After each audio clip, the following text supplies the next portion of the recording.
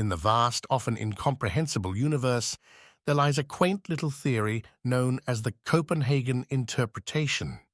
It's the kind of theory you might find yourself believing in if you've spent too much time in a room with no windows, contemplating the meaning of a cat in a box that may or may not be deceased.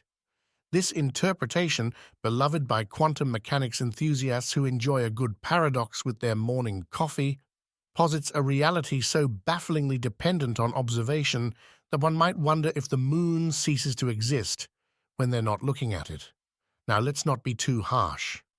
After all, the Copenhagen interpretation was the best guess we had for a while, much like how people once believed the Earth was the center of the universe, or that a towel isn't the most massively useful thing an interstellar hitchhiker can have.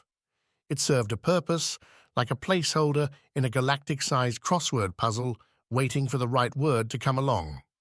Enter the path integral formulation, or as it's more dramatically known, the sum over histories approach.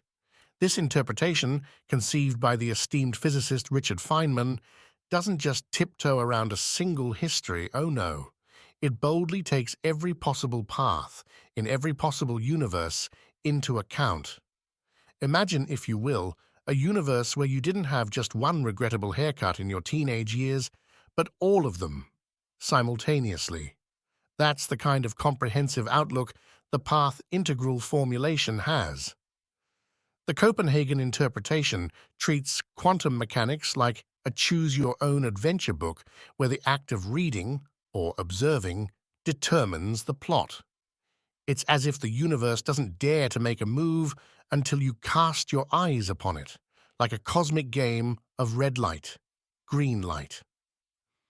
This notion, while charming in a look at me, I'm so mysterious sort of way, falls short of the elegance and sheer bravado of the path integral approach. You see, the path integral formulation doesn't just accept uncertainty, it revels in it. It understands that particles aren't just wandering aimlessly, waiting for a conscious observer to decide their fate. These particles are the life of the party, taking every possible path, dancing through every conceivable history. While the Copenhagen interpretation sits in the corner, nervously sipping its drink, the path integral formulation is out on the dance floor, living its best life. Moreover, the Copenhagen interpretation's reliance on the observer effect is like insisting that you need to watch a kettle for it to boil. It introduces an unnecessary divide between the observed and the observer, a kind of quantum snobbery that reeks of anthropocentrism.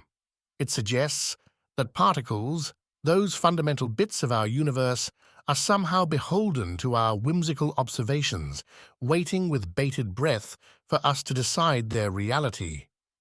In contrast, the path integral formulation is like a grand cosmic symphony, with each particle playing its part in a harmonious ensemble of histories. It's a democratic approach to quantum mechanics, where every path is considered, every history valued. It's the ultimate in inclusivity, a quantum utopia where every possibility is given a voice. To believe in the Copenhagen interpretation in the face of the path integral formulation is like insisting on using a typewriter in an age of quantum computers. It's quaint, a little charming perhaps, but ultimately as useful as a chocolate teapot. The Copenhagen interpretation had its time, much like pet rocks and believing that the Earth was flat.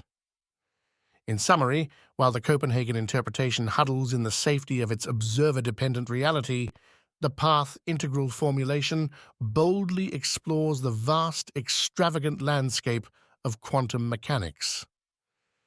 It's the difference between using a map drawn by someone who thinks the world ends at the horizon and using a GPS that's been to every conceivable point in the universe. The path integral formulation doesn't just tell us a story, it tells us every story, and that, dear reader, is a narrative worth following.